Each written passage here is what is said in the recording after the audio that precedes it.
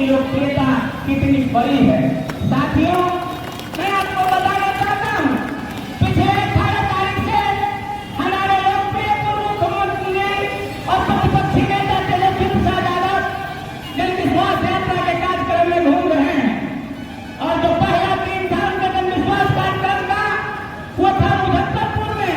और आपको बता दूं, एक जमाना था मुजफ्फरपुर सामंतवादियों का गढ़ हुआ करता था, लेकिन आज उसी सामंती भूमि पर आपके लोकप्रिय नेता युवा तेजस्वी को देखने, उनको सुनने, उनको जानने और पहचानने वाले उसी सामंती बल से हजारों हजार नौजवान सड़कों पर सैलाब की माने निकले थे।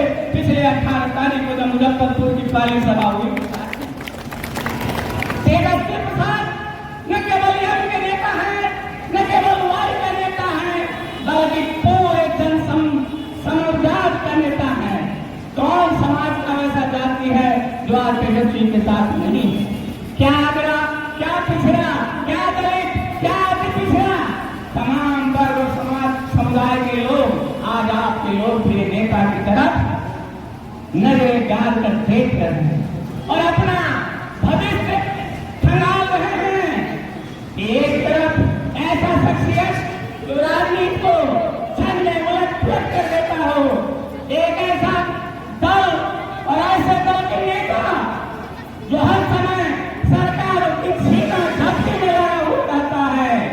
वैसी परिस्थिति में बिहार की 13-14 करोड़ जनता एक नौजवान पर अपना भरोसा जताने की कोशिश कर रहा है।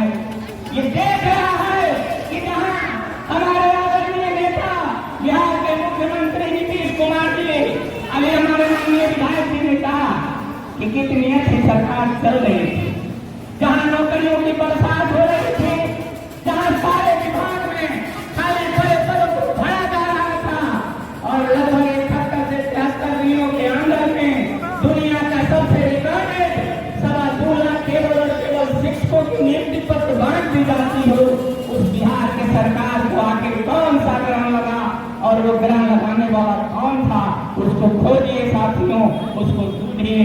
और वो ग्रहण लगाने वाला और कोई नहीं, इस देश की तानाशाही हुकूमत चलाने वाली भारतीय जनता पार्टी है, जिसने ये देखा कि एक तरफ पूरे देश का कोई मुख्यमंत्री जातीय जनगणना कराने की हिम्मत नहीं जुटा रहा था। ऐसी परिस्थिति में तेजस्वी की ताकत के बलबूते नीतीश कुमार ने जातीय जनगणना करवाया। और न केवल जातीय जनगणना हुआ साथियों, जातीय जनगणना के आए हुए आंकड़ों के हिसाब से पिछड़ों के लिए, अति पिछड़ों के लिए, दलितों के लिए, आदिवासियों के लिए और ऊंची वर्ग के लोगों के लिए आरक्षण की व्यवस्था की गई। क्योंकि जातीय जनगणना इसलिए कराई गई थी कि पूरे देश को पता चले कि बिहार में किस जाति की कितनी आबादी है। और जब जातीय जनगणना के आंकड़े आए, आरक्षण के दायरे को बढ़ा दिया गया, उसके बाद भारतीय जनता पार्टी की बेचैनी बढ़ गई। भारतीय जनता पार्टी जानती है और वो अगर डरती है इस पूरे हिंदुस्तान की राजनीति में किसी एकमात्र शख्सियत से डरती है भारतीय जनता पार्टी, तो उस व्यक्ति का नाम है लालू प्रसाद यादव। लालू प्रसाद यादव ये शख्स है कि आज भी तमाम परेशानियों को, तमाम मुश्किलों, तमाम झंझावातों को झेलने के बाद में भारतीय जनता पार्टी की ताकत को अपनी जूती तले दबाकर चलते हैं और पूरे बिहार में शान से राजनीतिक रूप से लालटेन का झंडा बुलंद किए हुए हैं। ये और कोई नहीं कर सकता। मैं इन बातों पर नहीं जाना चाहता साथियों।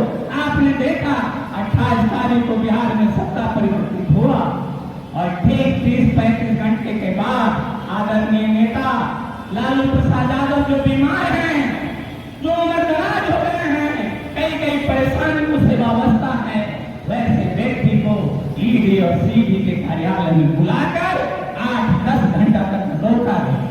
उसके बाद तेजस्वी यादव को बुलाया जाता है।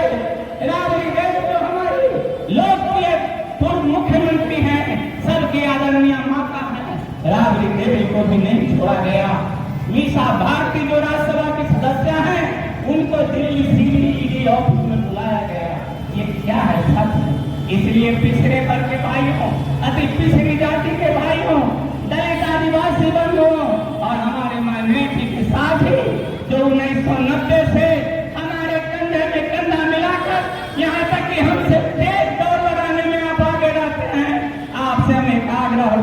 करते हैं इस जनसंवाद कार्यक्रम के दरमियान कि आप उन चेहरों को पहचानिए, उन नकाबपोशों को पहचानिए कि जो हमारे माँ बहनों की इज्जत और असमत से खेलने वाली पार्टी है।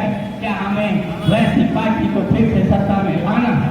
आने वाले कुछ दिनों के बाद हम लोकसभा चुनाव में होंगे। शायद 10 से 12 तारीख तक लोकसभा चुनाव की अधिसूचना जारी होगी साथियों। इसलिए हम इस जनविश्वास यात्रा में तेजस्वी जी भी बताते हैं सारी बातें। और आपने देखा कि मुजफ्फरपुर से लेकर बबुआ के मोड़ तक के कार्यक्रम में उनका हर दूसरा कार्यक्रम पहले कार्यक्रम में भीड़ को फेल कर रहा है, उसको छोटा कर देता है। अगर आप देखेंगे दरभंगा की भीड़ को तो आप देखिए कि सुपौल में रात्रि में जब पहुंचे तेजस्वी यादव तो वहां अपार जनसैलाब सुपौल की धरती पर उमड़ा साथी हो। अभी अभी आप देखे होंगे यूट्यूब के जरिए अररिया का क्या आलम है। यही हालत दरभंगा में थी, यही हालत अन्य जिलों में है साथियों।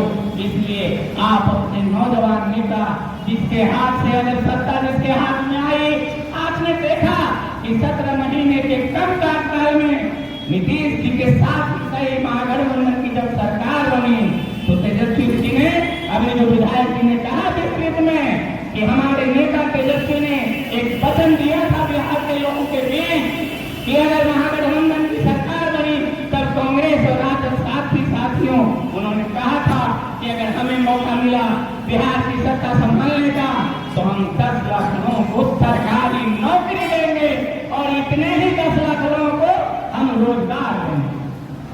और जब सरकार नहीं बनी आरजेडी की सरकार, जदयू और भाजपा ने मिलकर बना ली, 7-8 सीटों से हमारी सरकार बनते बनते रह गई थी साथियों।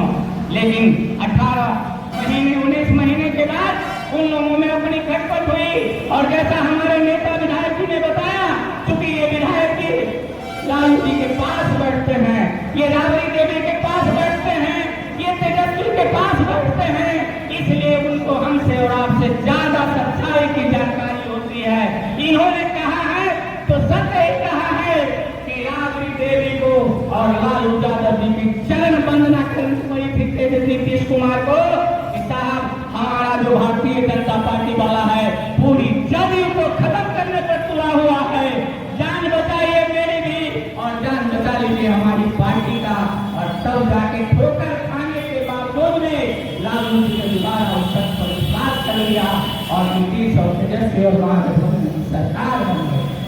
बनी गई सरकार, क्योंकि लालू जी भी जानते हैं, तेजस्वी जानते हैं, पूरा बिहार पूरा देश जानता है कि जब नीतीश कुमार लालू जी के साथ आते हैं तो सरकार होती है गरीबों की, वो सरकार होती है पिछड़ों की, वो सरकार होती है दलितों की, अकलियतों की, माइनॉरिटी के साथियों की। इसलिए